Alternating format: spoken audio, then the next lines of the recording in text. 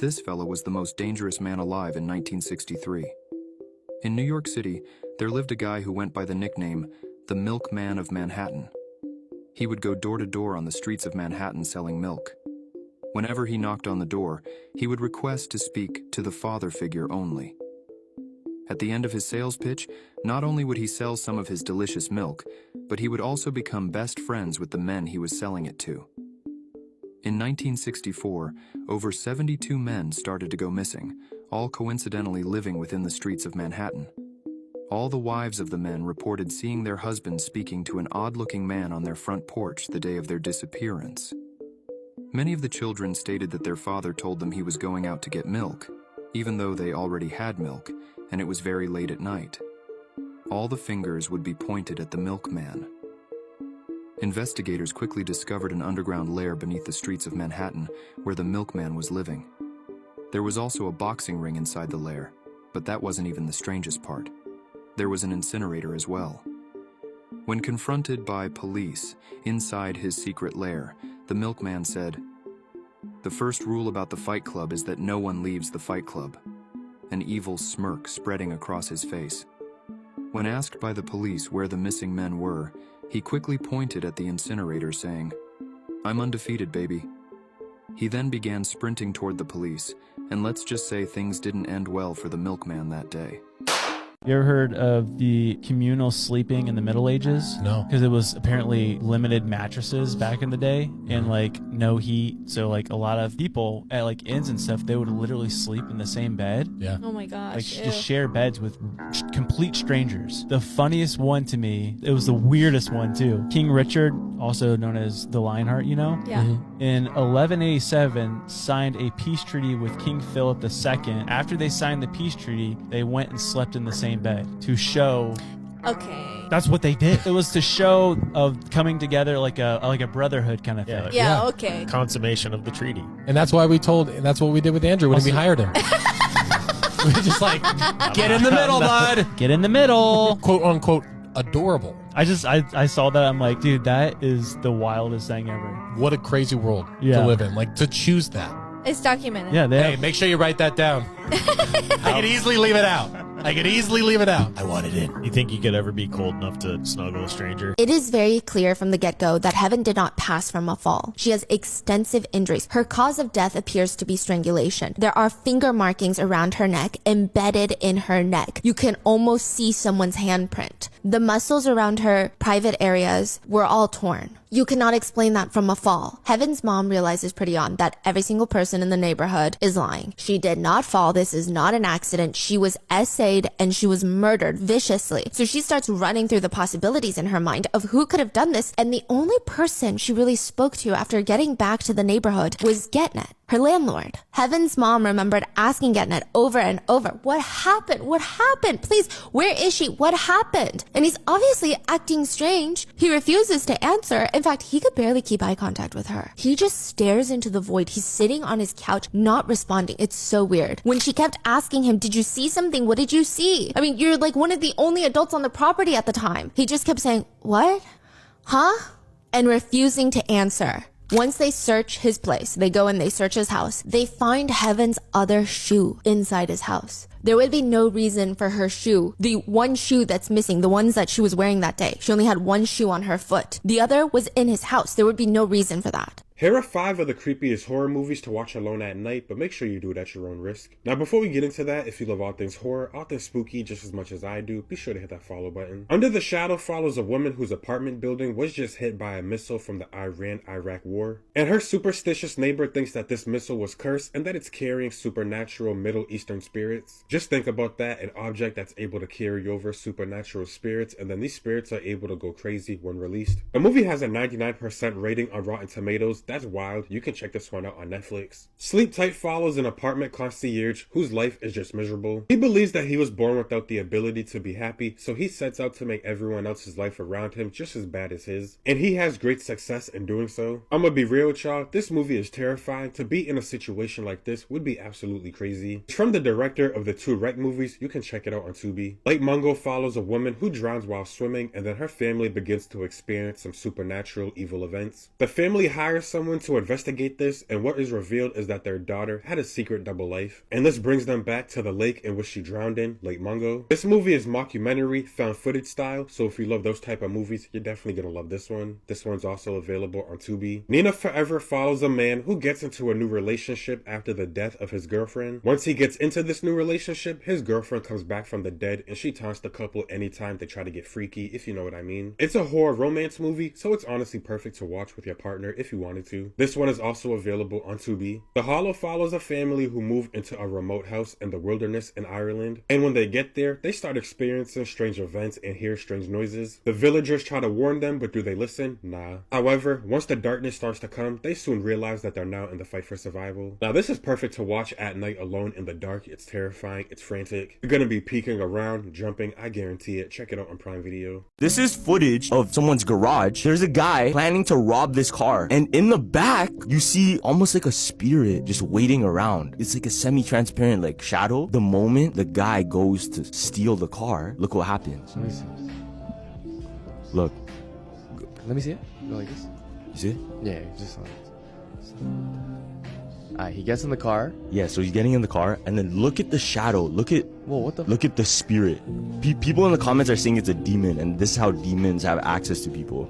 Look. So the moment he runs and grabs something from the car, it runs with him. Demons and spirits, they can only attack you, or they can only have access to you when you sin. You could say, oh, that's just the shadow of him moving, right? But it was moving on its own. It's separate from him. In a breaking news update on the Asha Degree case, authorities in North Carolina have stated that they do believe that she was in fact the victim of a homicide.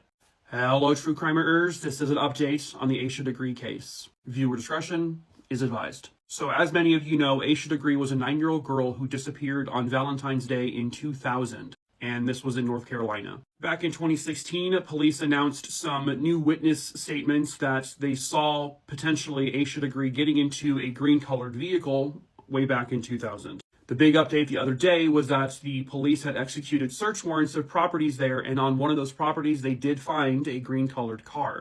But the names of the owners of the properties weren't released at that time, but they are now. So if you can recall, I think it was about a year or so after Asha's disappearance, they found Asha's backpack. It was wrapped in some kind of plastic bag, and in the backpack was a New Kids on the Block t-shirt and McElligot's Pool from Dr. Seuss, the book.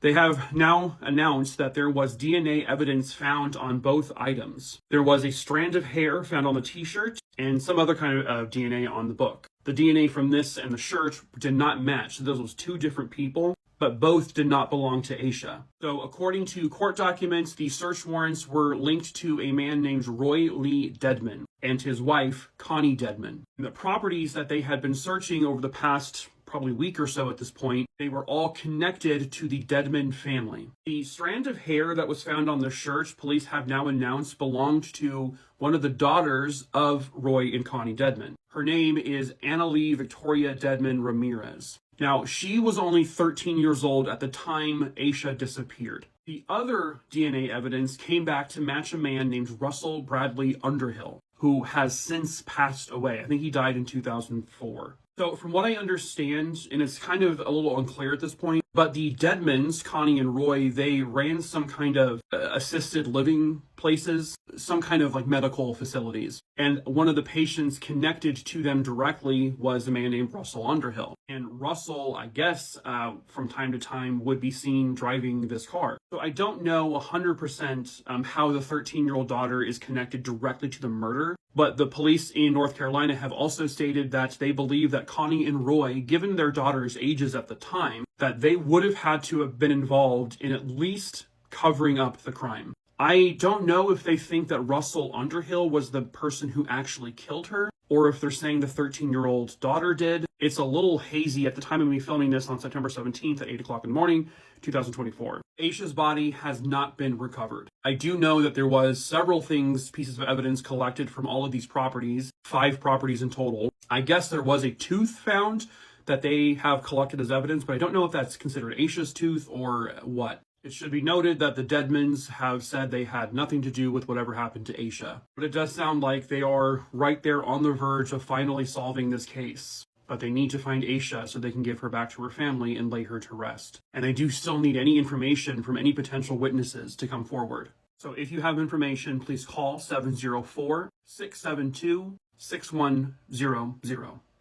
Small cast horror movies are so underrated, so here are 5 good ones that you may have missed. First up is Scare Me. This is probably one of my favorite small cast movies. There's like 3 people in this. It's about these 2 people that get stuck during this power outage, so they decide to tell scary stories in it, but then these scary stories start to manifest. It's so fun. It's so wild. Next up is Backcountry. This is loosely based on a true story. It's about this couple that go out on like a hiking trip, but then they come across a very pissed off black bear, and it is gnarly. Next up is Honeymoon. It's about this couple on their honeymoon. They are out in this forest, but then all of a sudden, the wife starts like acting very strangely and like going out in the middle of the woods, and both of them have like no idea what's going on. It is a psychological trip. It's very sci-fi horror. I love this one. It does not get mentioned enough. Next up is Hush, and this is a Mike Flanagan film. It stars his wife Kate Siegel, and it's about this deaf woman who is being relentlessly stalked by this psychopath mass killer, and you weren't able to watch this anywhere for a really long time, but it's finally coming out digitally on I think August 27th. And lastly, They Look Like People. This is about this guy Wyatt who's having these very scary messages being told to him. He believes people are shapeshifters.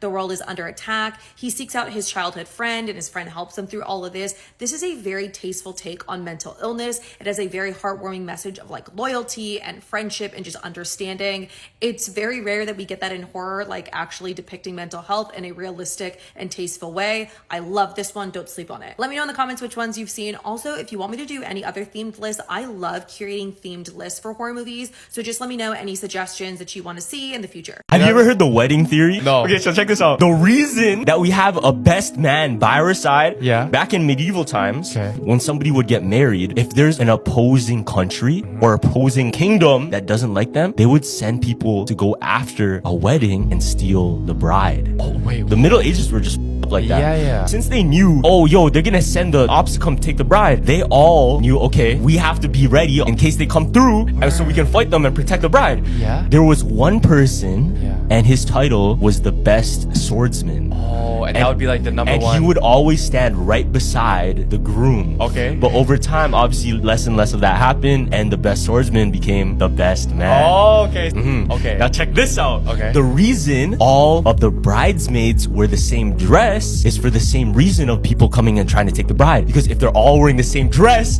they don't know who the is the real bride. Wait, no, but the bride Wears a doesn't wear white the dress. same. Yeah. Yeah, but not the back bride, in the day. Oh, they just all wear the same. Not back in the day.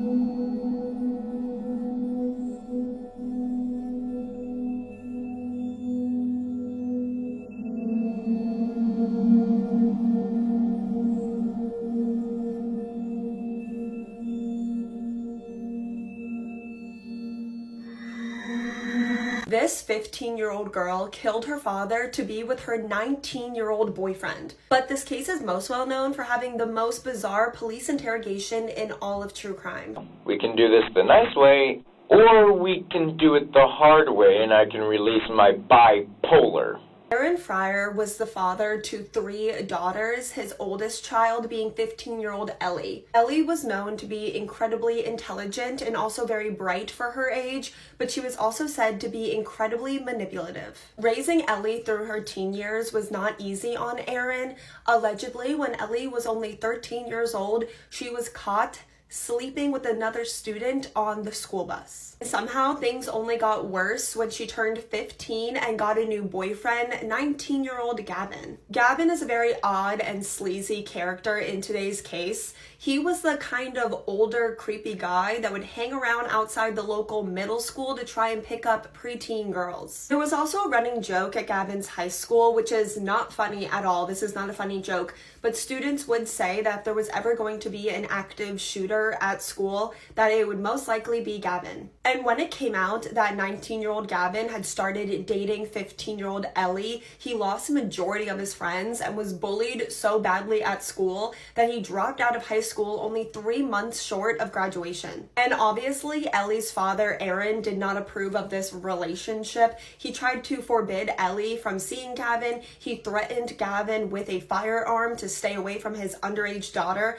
And when none of it seemed to work, he actually pressed charges against Gavin for statutory SA. Ellie is only 15, and when you're 15, you think that your relationship is your entire life and you would die without this person. So she began to scheme with her boyfriend, Gavin, and also Gavin's older friend, a 22-year-old boy named Russell, on how she could escape her father and be with her boyfriend. Ellie's original plan was that she would just run away and be with Gavin, but it was actually the friend Russell's idea that they should just get rid of her father so he couldn't go out looking for her, and Ellie thought that this was a great idea, that they would just kill her father, but her boyfriend Gavin did not want to commit murder. So Ellie spent the next handful of months trying to convince Gavin to go along with Russell's plan to kill her father. She told Gavin that her father was actually the abusive predator in her life and he was doing a lot of inappropriate things with her. And she also told Gavin that she was pregnant and it was his job to protect her and their unborn child. We've never been able to confirm or deny if Ellie's accusations against her father were real, but we do know with 100% certainty that Ellie was never pregnant. She never thought she was pregnant, and this was only a way to manipulate Gavin to go along with this plan, and it worked because he did agree to kill her father. On September 30th, 2017, Gavin and Russell attempted to break into Aaron's home only to retreat after they saw that Aaron's girlfriend was also spending the night. So they came back a couple days later on October 2nd to commit the grisly act. When Gavin snuck in through the bedroom window, he actually tripped over a trash can and woke up Ellie's father, Aaron. Ellie apologized to her father and said that she was the one who tripped over the trash can when she was going to the bathroom. And her father said, "Oh my gosh, please stop scaring me," because he was still spooked over these mysterious people trying to break into his house only a few nights earlier. So Aaron quickly went back to bed, and then Ellie went and grabbed a metal baseball bat that her father had put near the door for protection because of this recent break-in. It's like some weird sense of like irony, I think, in her head to use this item that he was using to protect himself to commit the murder against him. She gave it to her boyfriend Gavin, and then he beat her father to death while he slept. And all of this is happening while Ellie's two younger sisters are awake in the other room and they're listening to the entire thing. Gavin and Russell then took Aaron's body to his own trunk of his own car, and then all three of them left with $40 that they had stolen from Aaron's wallet. They then dumped Aaron's body in a nearby embankment and abandoned his car, and then just took off on foot and were walking around the neighborhood. A neighbor actually heard these chilling noises that were coming from next door and called a wellness check on her neighbor. First responders went to the home. They found Aaron and his oldest daughter Ellie missing, but there was a large pool of blood where Aaron usually slept. Within hours, they found Ellie, Gavin, and Russell just walking around the neighborhood and brought them into custody, and shortly later they did find Aaron's body and his car. Now we're gonna get into the most bizarre, strangest police interrogations that have ever been conducted in true crime history. While being questioned, 15-year-old Ellie was extremely uncooperative. She denied even being Ellie. She said that she was an 18-year-old girl named Rain. She would refuse to speak, and when she did speak, it would just be lies. Hi. Hello. Are you Ellie? No. What's your name? I have the right to remain silent. And on the other hand, Russell was extremely cooperative. He would not stop yapping. He was very helpful, very friendly, and very normal with the detectives while he was speaking to them. But then when the detectives left the room, Russell's personality completely changed, and he became an almost cartoon villain. Now here's the thing. I know the cops' twisted little pathetic rule game. And actually, sometimes I like to think that I invented the rule book. I'm not exactly bragging, but I use reverse psychology. You want to play hardball? I played baseball when I was younger. I wouldn't go there. And I know everything that I'm saying is being recorded, and I'm doing it on purpose. I can easily turn the speaker off and rant, and then you guys will come in thinking I'm a loony because you don't hear me. You do know I know you're listening, right? So listen here. Ellie Fryer is my client. my protectee. I would like to see her. Asking. Being polite. I know you're looking directly at me, aren't you? The information I gave is not worth $6. It's worth a lot more. So, we can do this the nice way and we negotiate, or we can do it the hard way and I can release my bipolar. Let's make a deal. Do-do-do-do. 1, that's for the food. 2, I see Ellie and Gavin because they are both under my protection. 3, before you release Ellie to her parents, or parent, do a background check as well as a DNA test, as well as, well, not DNA, a drug test. And if you find out that her parent, her mom, is in fact doing drugs, you are to release her to me. Tell him to release Gavin and Ellie. Thank you. And I know I'm being recorded. You can keep that on there. Unless you're a nice cop, then I take it back. But if you're one of those two-timing, donut-eating piece of crap that don't like rules, a high school bully with a badge, I'm sorry, buddy, but I eat high school bullies for breakfast. I'm not demanding, I'm asking nicely. As a kind civilian that also knows how to manipulate cops. Gavin was the only one to just skip the dramatics and make a full confession, but none of them would ever express any remorse for what they did to Ellie's father, Aaron. About 5 hours into Ellie's interrogation, she began to speak with the detectives, but she was using a baby voice. It was clearly a fake voice. She was also drawing pictures with crayons that the detectives gave her. I think she's trying to act like she's younger than she actually is. 15 is young, but she's acting like a 6-year-old. She was telling the investigators that her father was abusive and he deserved to die, but that her and her boyfriend were innocent, and she put all the blame on Russell. At one point, Ellie actually tried to negotiate with the investigators, make a little deal that if they let her and her boyfriend go off these murder charges, that she would tell them about minors that she knew that were smoking grass. Ultimately, Gavin did plead guilty and was sentenced to life in prison with the possibility of parole after 25 years. Ellie also pled guilty and was sentenced to 25 years with the chance of early release after 20 with good behavior. And Russell originally pled no contest and was sentenced to 15 years, but then later took a plea deal and pled guilty with the sentence of 7.5 years with a chance of parole after only 3. This case is incredibly controversial for so many reasons. We could talk about the complexities forever. For one thing, Russell, who got the lightest sentence, was the oldest person in this conspiracy. He was 22, the other people were 19 and 15. He received, the chance of parole after 3 years. It was his idea to commit this murder, and he had the largest hand in actually planning it. Then you have Gavin, who got the harshest sentence, and it was him who actually did commit the murder. But there's some people who say that he was manipulated because he was originally unwilling, and then, she lied about being pregnant, but I don't buy it at all. I think Gavin needs to be in prison 100%. And then when it comes to Ellie, people feel very differently. She was said to be extremely intelligent and gifted, and a lot of people believe that even at 15 years old, she was far more intelligent than her 2 adult male counterparts in this conspiracy, that she was the mastermind of the entire thing. While other people say that she was only a child, she was being, groomed by this predator. And they also do believe her accusations against her father with the abuse, and that she was so desperate to get away from her father that she lied about being pregnant. Because she was that desperate to escape her father.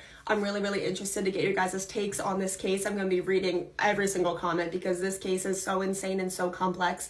And then you have the interrogations clips just on top of that. So definitely let me know all your guys' thoughts in the comments, and I will see you guys in the next video. There's this crazy story that happened, I think it was in Germany, where this guy, he was hired to fix a refrigerator on a train, right? It was it was a freezer. So he ended up getting locked in the freezer, right? And he's like, shit, I'm trapped in here. Nobody else is coming to save me. I'm gonna die here. So he took out his notes and he started writing these are my final moments. I'm gonna die in this freezer. Shit, it's getting cold. Blah, blah, blah. He's writing, I missed out on all these things in life. And it's getting colder. I can feel myself slipping away. Yeah. And he died. Yeah. But what happened was the guards ended up opening up the freezer, seeing his dead body. But they realized, yo, this freezer's not working. It's not even cold in here. Whoa, really? So he thought himself to death. Damn, bro. Because that was the reason he was going there to fix it anyways in the first place. How you gonna fix the freezer if it's running? Yeah. So it was just all in his head. That's crazy. So he thought of dying so badly, he ended up dying. He ended up actually dying. Heaven goes into the house, and at that point, she starts doing her homework, and she realizes, oh, I need to go use the restroom. They share a common restroom in an outside building. It's like a separate little outhouse. Heaven leaves and never comes back. Getnet has been presumably waiting for her, saying things like, hey, Heaven, come here. Can you help me with something? Now, this is not a strange man. This is their landlord, the man that she's seen for the past 2 years. I mean, the father of her friends. Heaven likely walks over to not be rude, and because nothing is alarming about this, but he snatches her, and he already had prepared this mixture in a water bottle. Sand, pebbles, and water. If you mix sand and water, it's basically cement. Even sand alone is difficult to get out of your mouth, but if you were to put sand, water, and pebbles, he forces her to drink this concoction. He forces it down her throat and stuffs her mouth full of it so that even if she screams, nobody can hear her. He brutally assaults her in what her mom describes as, quote, the front and back, to the point where he tears all of the muscles and there are extensive internal injuries. And the reason that I wasn't trying to be as specific is the internal injuries seem to be so bad that her mom states when you were to just peer inside from the autopsy, you cannot see her uterus. You can only see her spinal cord. Like, that's how extensive the internal injuries were. Afterwards, he takes her body, contorts her, shoves her into a bucket to wash away the evidence. There are reports that he likely mixed bleach into the bucket to clean up after his crime, to get rid of any forensic evidence on Heaven's body. He puts her clothes back on, takes a razor blade, and starts making cuts all over her body as if to make it appear that she was scratched by branches after falling. He even sets up a scarf around that wooden bar to make it seem like she was swinging on the wooden bar and fell, and she scraped herself as she fell. The final sick touch is this is almost directly in front of her mom's doorstep, just waiting to be found. The only part of his plan that does not go accordingly is he had forgotten one of her shoes that was the one tiny shoe that's left behind in his house. This is how he is caught. Getnet, the landlord, is the killer. The police throw him into jail, but after 3 days, his jail cell empty. He escapes. The police tell Heaven's mom, I mean, it's pretty clear that he did it. We're pretty certain he's the one that did it. You're right. But he escaped, and we recommend that maybe you flee. Maybe you leave, honestly. What? Yeah, he mentioned that he wanted to kill you. They do not provide her any assistance or protection. Like, they make it very clear, hey, this is your problem. He told us that he wants to kill you, and we're not going to do anything about it. Now, finally, after a month, he's rearrested. He's tried for his crimes. August 1st, 2023, Getnet is sentenced to 25 years in prison.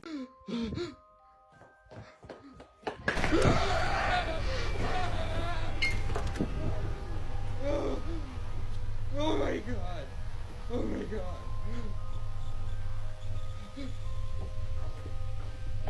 Get out of here now! I'm gonna call the cops! This isn't happening! This isn't happening! Ah, no! Ah, oh god!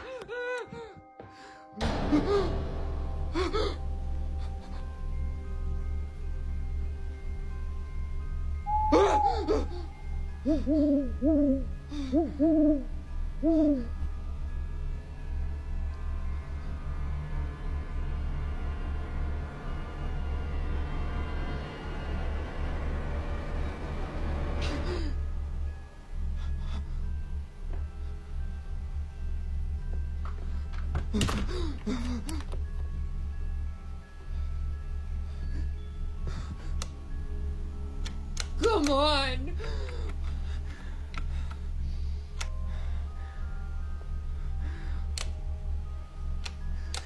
Maybe the fuse box. What if he's in here?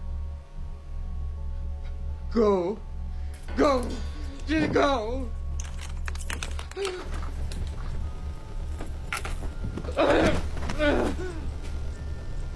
Oh, come on.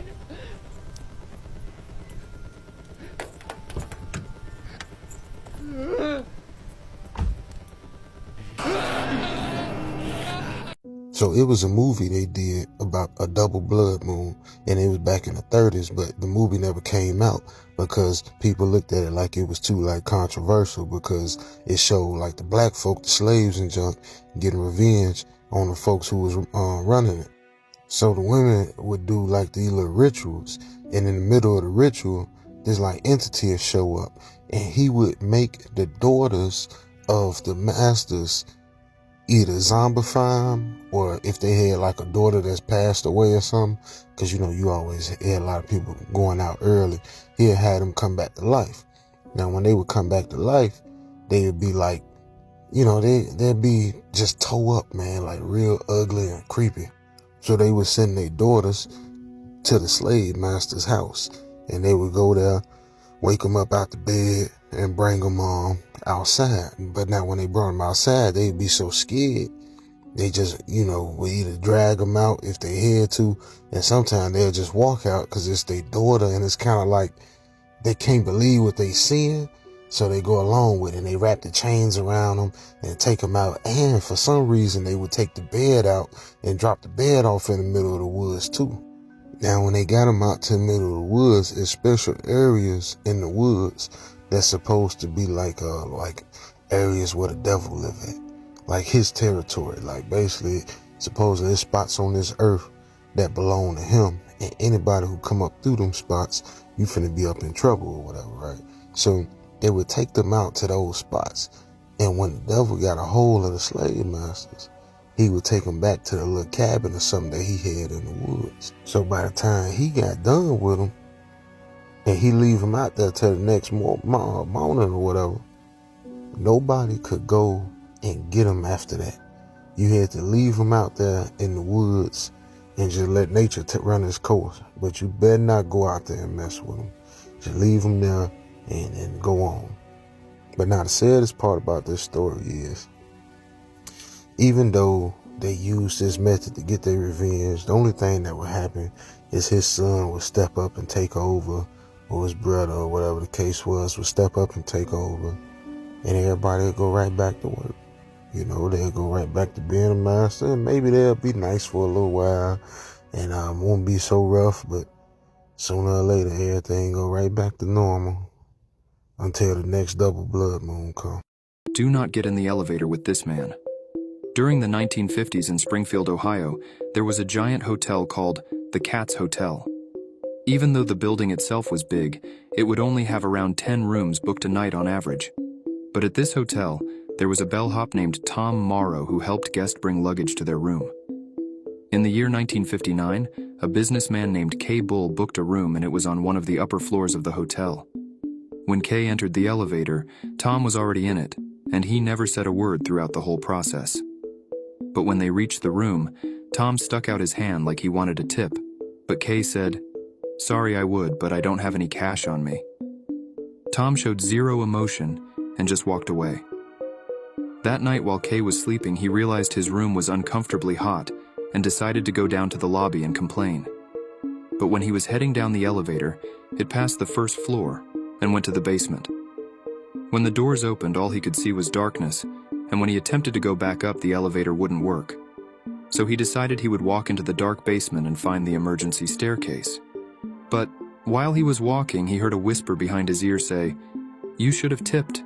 Let's talk about Fae traps, traps made by the Fae to ensnare humans. These traps are often subtle and rely on a human's curiosity, greediness, or naivety. By the way, my name is Megan. I'm a paranormal researcher and investigator and co-host of a paranormal podcast called Follow the Woo, produced by paranormal production company New Blood Universe. So make sure you're following me and make sure you're following them. The first one, and this is one we talk about and hear about all the time, are fairy rings. They look like this. These are often seen as a portal into the Fae realm. realm. A person who steps into one of these rings might be drawn into a dance. In this ring, in this dance, time moves differently, and you're likely to lose track of time. You might think that you've been there for an hour. Well, you've been there for a year, okay? You think you're coming home for supper later tonight? You're coming home and your mom's 92, okay, baby? It's not bad news bears. This is said to be a common way that the Fae trap humans into their world. Another common natural trap would be a fairy mound or a fairy hill. They would look like this. These are typically ancient burial mounds or natural hills that are often associated with the Fae. These mounds are also said to be entrances into the fairy world. Humans who either disturb or approach these mounds, especially at different times of day like dusk or in certain seasons, might be drawn inside and trapped. Once inside, they might be kept as a guest or a prisoner, but either way, unable to return to the human realm. Next, we got will-o'-the-wisps. I hope I said that right. I always wonder if I'm saying it right. Regardless, these are mysterious lights that kind of dance over bogs or swamps. The belief is that the Fae are trying to lure unwary travelers off of their path and lure them into dangerous areas, such as deep water, quicksand, or really dense foliage in forests where you can't find your way out. There are also certain forests and groves that are believed to be enchanted by the Fae. These woods would have the power to disorient travelers, either causing them to just be completely lost, walk in circles, lose track of time, that kind of thing. In some stories, these forests could trap humans for days, years, or even forever. There are also believed to be Fae ponds and lakes. Bodies of water are often associated with the Fae. Some folklore suggests that certain ponds and lakes are entrances into the Fae realm, and that if one were to enter and swim in these waters, they would be pulled down and trapped in the Fae realm. In some tales, this water might look clear and inviting and like the perfect place to go for a swim. But once you get inside, it's not like that. It is dark and murky and you're stuck inside, like something is forcing you to be there. Stone circles are another area that are believed to be associated with the Fae.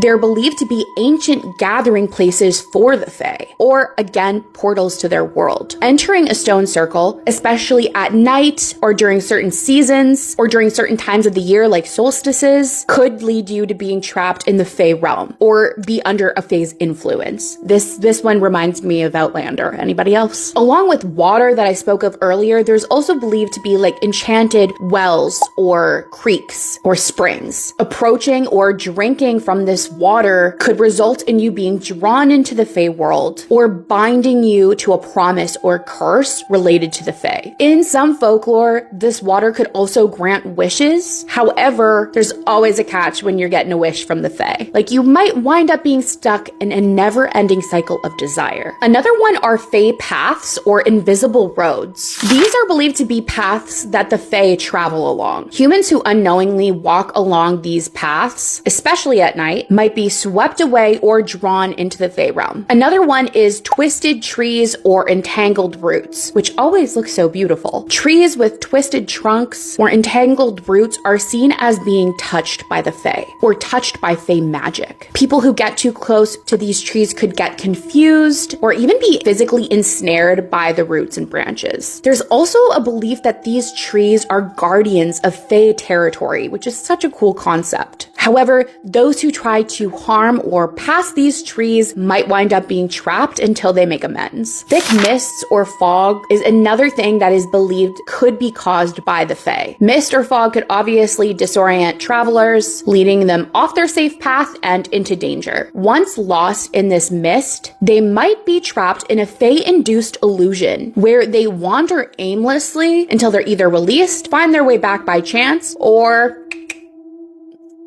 they starve to death and Bob's your uncle. It's bad news bears. Those are all of the natural and kind of nature-driven ways that the Fae might entrap humans, but there are other ways that are a little more sinister. So one of these ways are bewitching tunes. You're being enchanted by music and dancing. In many folklore stories, a human will hear enchanting music and feel lured to follow the sound. Once they get to the source of the sound, it will typically be a Fae gathering where they are either forced to dance until they collapse from exhaustion or trapped in the Fae realm. not good. Something the Fae are also super good at is glamour and illusions. So they might make something look more beautiful and desirable than it really is. For example, a bed of leaves might be made to look like a bed of gold. Score? But not score, because it's leaves, bro. If you were to go and try to grab that gold, the Fae be grabbing you. Or another way that they might glamour would be making themselves to look like a lost child or a beautiful maiden, luring a human to help them. Another thing they might do is offer you a little treat, okay? Don't accept treats from the Fae. Accepting food and drink from the Fae can be literally dangerous. In folklore, eating or drinking anything from the Fae realm can bind you to the Fae realm. I don't know if any of you saw Pan's Labyrinth, such an iconic movie, but in the movie, the little girl eats the food in the Fae realm, and that was one of the things she was absolutely not supposed to do. This is something that could trap you in the Fae realm forever. Another thing that the Fae might do to try to trap or ensnare humans is making deals or promises. Never make a deal or a promise with the Fae, because they are notorious for making deceptive promises and deceptive deals. You're getting the shit end of the stick, I promise. You might promise something to them that seems harmless, while they promise something to you that they're being very vague about. Humans often wind up being bound or trapped in the Fae realm due to these promises and deals. For instance, you might be promised wealth for only doing a small favor for them. They probably won't give you the details of what that small favor is, or if they do, they'll make it sound like it's easy peasy, when in reality, it's probably extremely dangerous. The Fae are also often believed to take items from humans, like clothing, tools, or even names. In folklore, if a human tries to take those things back, they might be inadvertently agreeing to a Fae's terms on something, trapping them into a contract or some type of debt. Indebted to the Fae, not somewhere you want to be. Another thing the Fae might do is trick you with kindness. If you are in a situation of distress, a Fae might appear and seem as though they're there to help you, when in reality, they're leading you further into danger. Or you might be obligated or indebted to the Fae for their help, which again is going to lead you into a very dangerous situation. Anyways, that's it for this one, but stay tuned because I have more information this week coming about the Fae. Also, if you want to see an entire video talking about the Fae, one will already be up on the longer storytelling platform, YouTube. This video was sent to me by Jose Quiros. I hope that's how you pronounce it. I'm so sorry if I'm pronouncing that wrong. I made the mistake of getting on TikTok right before showering, and I saw this video and I was like, I don't want to shower anymore. So of course I'm gonna share this with you, but this video is in Spanish. So these workers are doing the night shift and the guy sees something that shouldn't be in the room.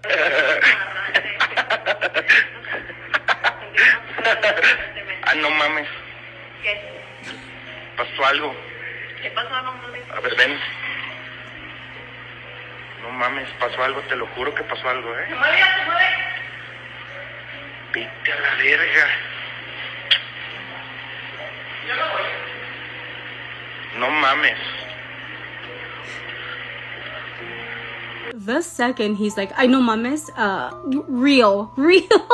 Can you imagine working night shift and seeing that? And then you see that car. No, I was with that girl, I would have been gone. Honestly, when he went into that room, I thought I was gonna see like another hallway, maybe like it was a trick, but like nothing was there. It was a literal room.